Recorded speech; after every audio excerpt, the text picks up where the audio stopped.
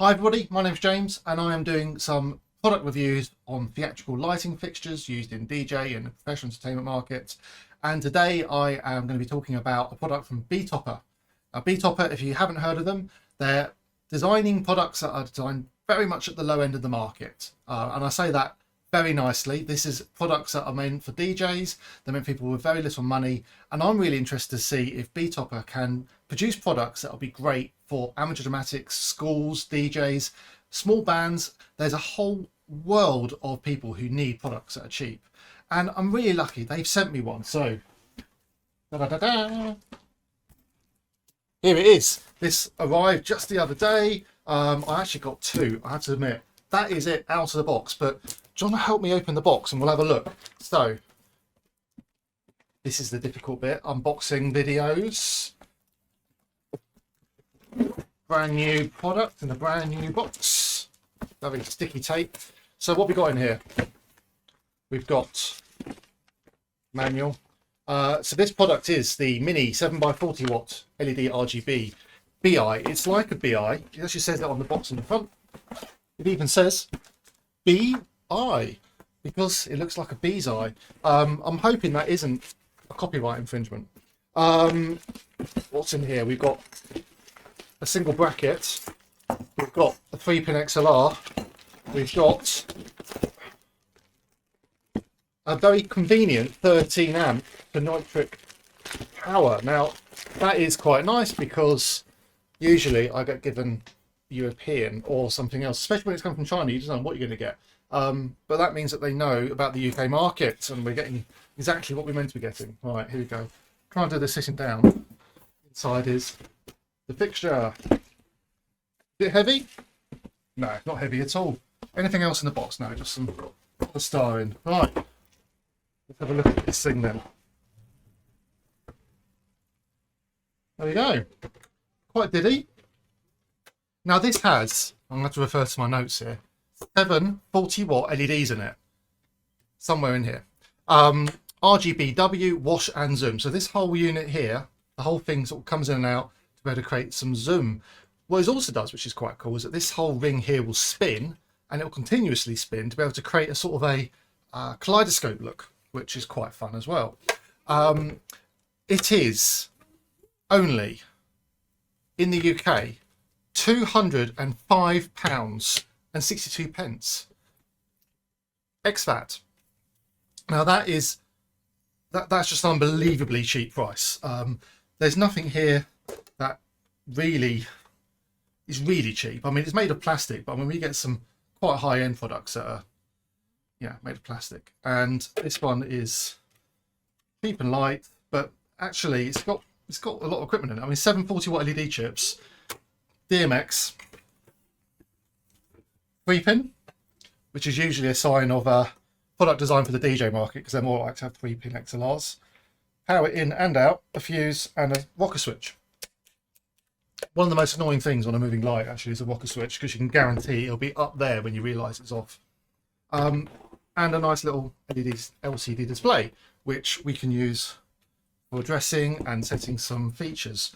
So let me get this thing turned on and we can have a look and see what it can do.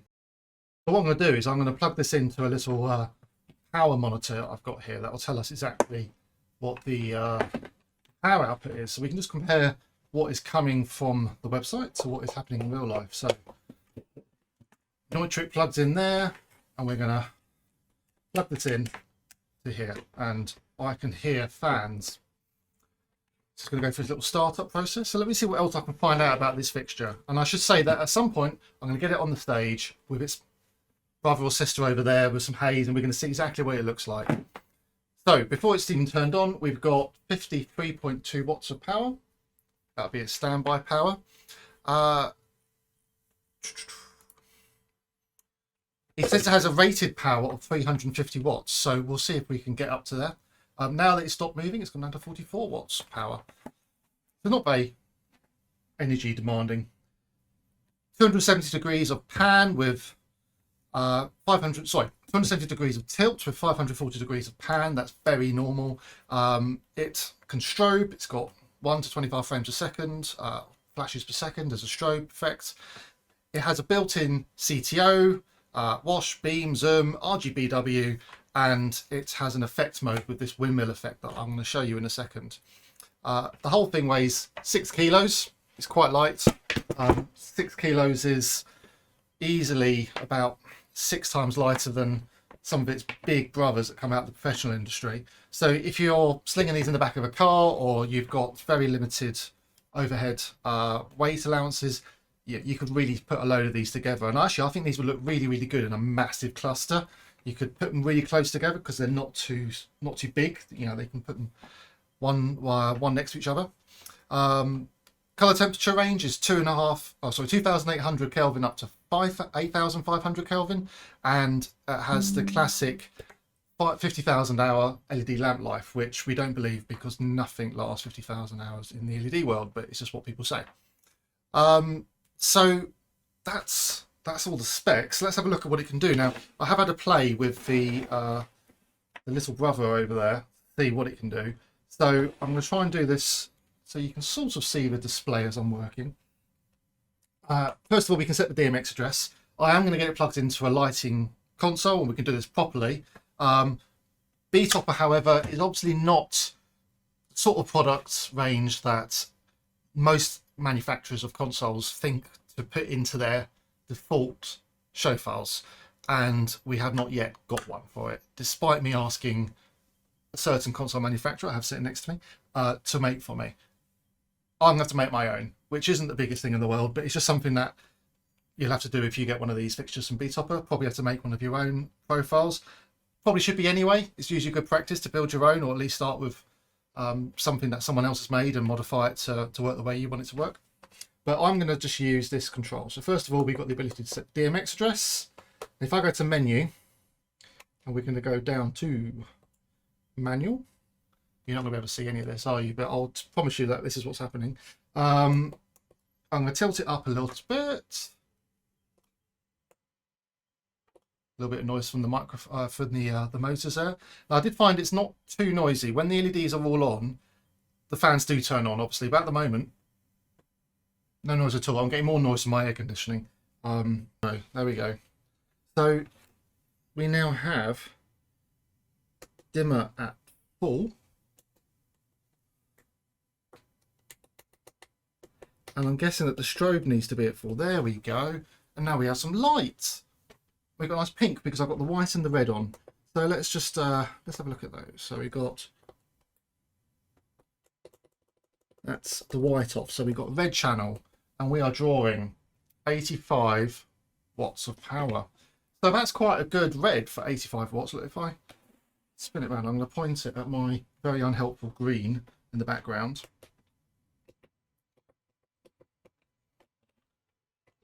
Now there we go. Ooh.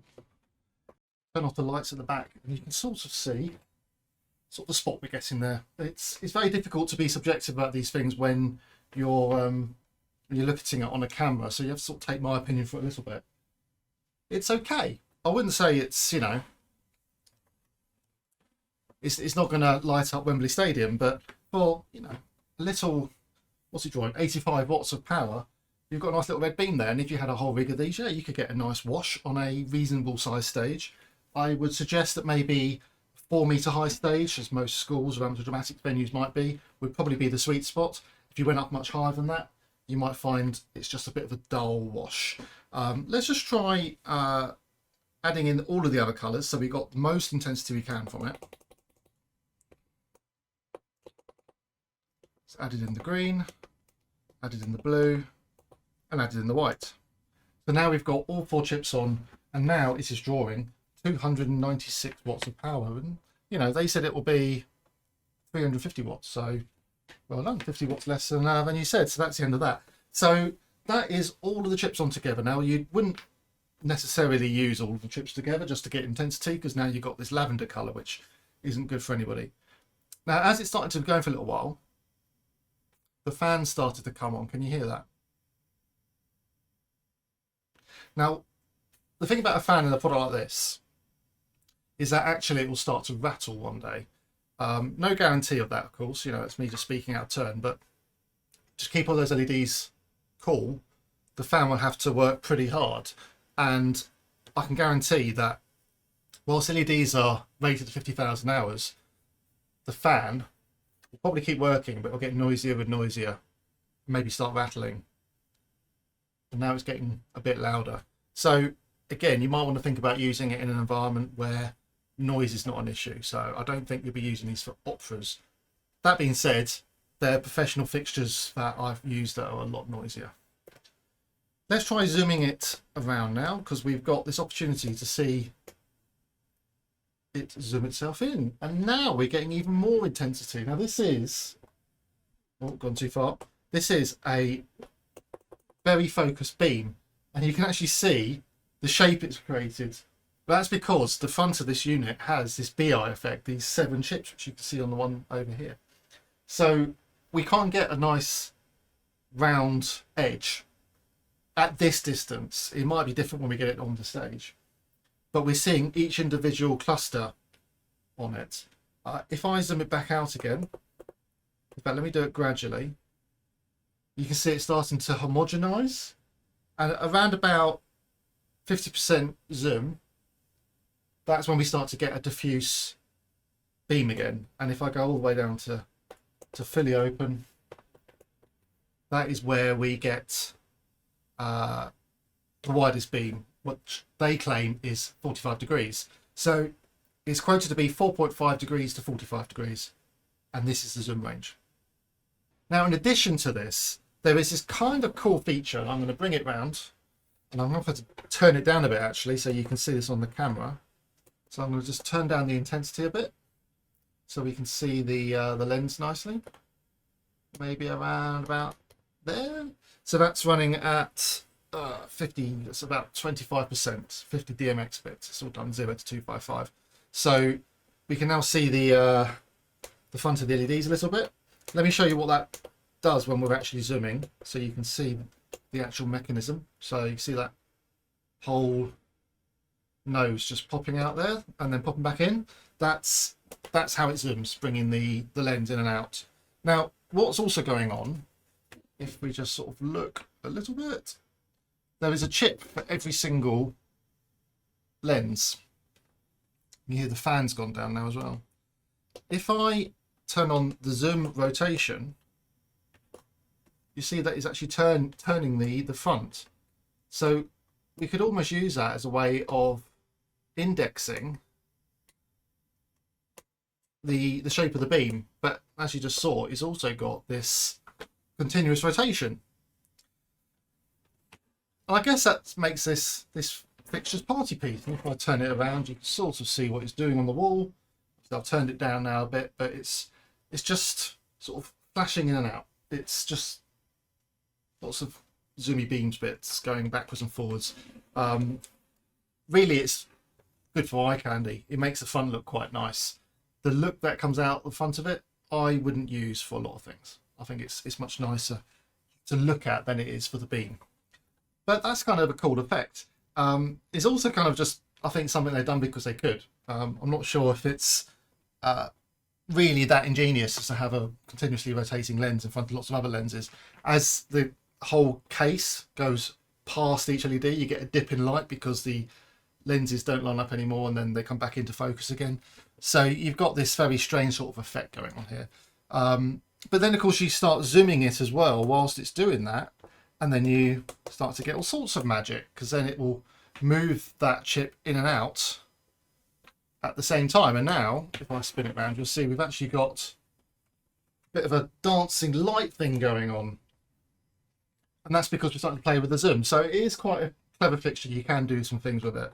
And I'm going to come back now to the price. £205, it'd be about $250, and that's with a discount on the website.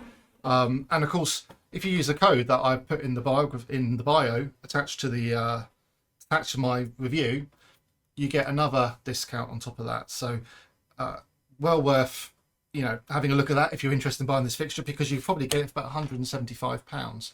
And if somebody told me when I was at school or starting off in, you know, amateur dramatic theatre, that I could have had a moving wash fixture that cost me £175, I said, give me 10.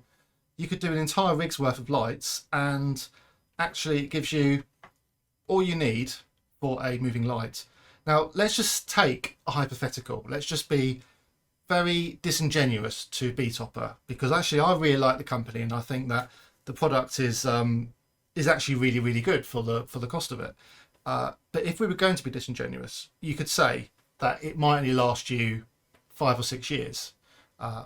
And that's bear in mind that you probably wouldn't use it continuously. If you're in a school environment or amateur dramatics, you might use it maybe, you know, every 3rd week or something for a weekend show. I think you'd find that the modern products that we can get now very cheaply from companies like Betopper are using very common components that are very well tested, because they're OEM parts that come out of the same manufacturing sites as a lot of the professional companies. Now, I don't think they are built to the same standards. They can't be, not for the price.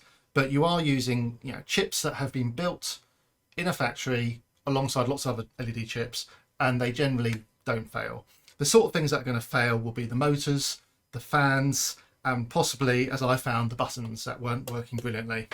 On this one, that one is fine for some reason. So I would be very open to the fact that you get a lot of light for £180. And if you needed to create an entire rig of something for an event, for you know, a big gig, actually you could do quite a lot for your money by getting 30 or 40 of these for a few £1,000s instead of one fixture for a few £1,000s at a professional level. And for that 6 months, 12 months that gig is needed, these fixtures will be fine. Now, I don't like the idea of disposable lights. I mean, you'd have to recycle it, but even if it failed you after 6 months of continuous use, you've got your £180 worth out of it. So again, I think that the price is what you have to keep going back to on this. It is a really nice fixture for £180. I don't need anything else when I just need some light to come out of the front of the fixture. Let's take it downstairs and have a look at it on my stage. We're going to put some haze on and we're going to see how it fills up the space. Naturally, everything's relevant when you're just looking at 2 lights on their own, but I'm trying to compare this to what I already have on this stage. I have got some PAR LED lamps, which are sort of the equivalent of about a 400 watt LED, which is about where these are. I have 750 watt Acclaim Fresnels with tungsten lamps in, and I've got some TW1s out front, which 1.2 kilowatt 80 volt lamps in them. All of those are producing about the same quantity of light on stage as one of these. What this Betopper product is able to do is to use its features, the zooming, all of these, the rotating lens that creates all these fantastic effects. All of these are filling the stage with some fun looks, some fun effects. And as a wash light, it's all you need. It's able to fill the whole stage, just a pair of them.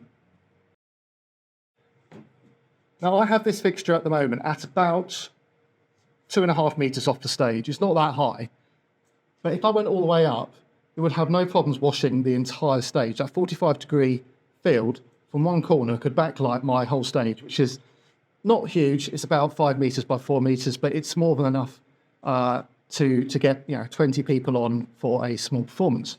So I can imagine that with 20 of these, I could fill up a much larger stage. But I think I'd rather have a more powerful light and bring the zoom in on it. Where I think this fixture is really going to work is for those really small venues like this one, maybe in a DJ situation or in a school hall or an amateur dramatics venue. In this particular venue, I could really see, maybe 2 per bar as a side light, working really well as a wash. If it was a DJ or a band, I could imagine these as a floor package, doing some fun effects into the air like they're doing at the moment. And because they're quite simple to set up, it's just a single hook clamp, didn't come with a safety bond, so if you are thinking about buying some, make sure you buy a safety bond. But it's very easy to rig and set up, 3-pin in, 3-pin out, and you can even data chain the nitric power connectors between each other, so very easy to rig as well. So you could really easily put this into any sort of small venue if you're trying to do something with, say, a band or a small DJ set. So you can just set them up around the outside, plug them all together, leave them in a manual setting, or put them into a lighting console and actually run the cues and bus with it. I think you can have quite a lot of fun. And because it's quite responsive, it moves very quickly. The actual unit has a fast swing to it because it's very light. That means you can get some really quick effects with it. You could also really quickly move the zoom range in and out, and you can do that whilst it's doing this rotation. So you could get some really quick looks and effects in the air. And of course, being LED means that all 4 channels RGBW, they are all very responsive and can work in timely music and in accordance with your busking. So what do we think of this fixture? I'd love to know your thoughts. Personally, I like to think that there is a fixture for everyone and that every fixture has a place. In this situation, I'm not going to be suggesting that the National Theatre or the Royal Opera House should be buying Betopper products. I don't think there's anything wrong if they did, but I think this product is perfect for people who need to buy half a dozen lights on a budget because they want to get big impact for very low cost. £200 a unit, you just can't go wrong with something like that. And frankly, it's got all the light in it that I'd want.